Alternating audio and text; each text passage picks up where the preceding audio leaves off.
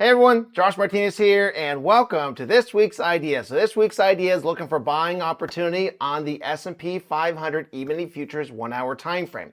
So we have a blank chart in front of us. So how do we analyze the market? Well, we believe that there's a 5-step process that every trade needs. So 5 things every trade needs. We need, number 1, direction. We got to determine if the market's going up or down. Number 2, we need a stop. If we're wrong, where do we exit for a loss? We need a limit. If we're right, where do we exit to maximize profits, or at least try? Number 4, we need what's called an entry. You can just buy the market, sell the market, or you can be strategic about it and try to enter into the trade and have it go your way right away. And the most important thing is you need what's called risk management. Now, due to regulations, we can teach number 1, 2, 3, and 4, but because we're not CTAs, we're not money managers, we're not financial advisors, we cannot tell people what they should be risking. The buck stops with you on that decision. Just use some common sense with it. Don't risk all your money in a single trade. You know, success over time, little risk, little rewards, and just kind of go after it. All right, so how do we do this? Well, let me just put this off to the side. All right, so one of the things I like to do when finding direction, I think simple things work really, really well for me. I'm a big believer the market U-turns at, on, and or around the same price point. So oftentimes I'll just draw my trend lines backwards, focusing in on the most recent U-turns. From there, this kind of gives me an idea of where the market traditionally, not always, but traditionally likes to U-turn. And for whatever reason, we can begin to see that when or if the market comes near this blue level, the market likes to go up. So anything above this blue level, I call this the buy zone. Anything below this blue level, we'll call this the sell zone. So as long as the market is above this blue line, which is continuing to push the market up, then I'm going to anticipate the market to keep going up. Now, from here, you can begin to build some trade plans, right? A simple thing would be if this market were to fall and come near the blue level and then give signs that we're going to rally back up, that would be a good little buying opportunity, just like here, just like here, just like over here. All right, well, where could the market go? Well, oftentimes the market likes structure, right? That's my belief. So usually the angle that pushes the market up is the angle that pushes the market down. So if I just copy the angle and bring it up, more than likely I'm going to find the opposite U-turn area.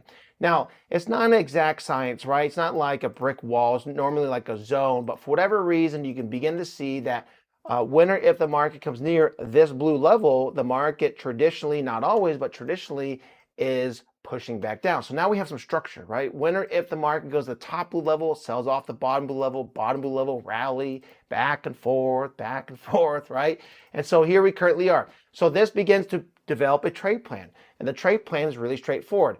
The market is here. If the pattern completes itself, the market should go to the top blue level. Why? Because that's the current pattern. And so what we want to do is we want to build an entry and exit plan to try to help us determine when it is time to buy. Let's talk about stops. Stops are super simple. You place your stop below the previous low, right? Put it below this blue level. If the blue level pushes the market up, place your stop below there. A stop is an automatic exit for loss. And so if you place your stop above the blue line, ultimately, you're going to lose the forgiveness and grace because the market could come down, stop you out, find support, rally back up. You want to avoid that. So placing your stop below the area that normally pushes the market up would be a wise, good idea. And so we have a limit, we have a stop, we have direction. Now let's talk about entry. Entry, you could just slap a buy on here, right? Just buy the market, good to go. You know, it is what it is. Or you can be strategic with it. If you use what's called a counter trend line break, which I like a lot, a counter trend line break is exactly the way it sounds. If the overall direction is up, you bring in a trend line that counters the upward direction. And if the market breaks and closes above there, then you try to buy the market. So here is an example. If the overall channel was up, you don't buy the market until the market breaks and closes above the angle that's pushing the market down. So sell off, sell off, sell off, sell off, sell off. And then the moment that the market closes above the angle that pushes the market down, you'll notice that that's where some fun trades take place, right? Now, does this work every single time exactly like that? No, that's not how trading is. I wish. But here's yesterday, resistance, resistance. And all you're really saying is, look, I'm not going to be the first one to buy. I just don't want to be the last one. The moment the market closes above the counter trend line is the moment you get the follow through.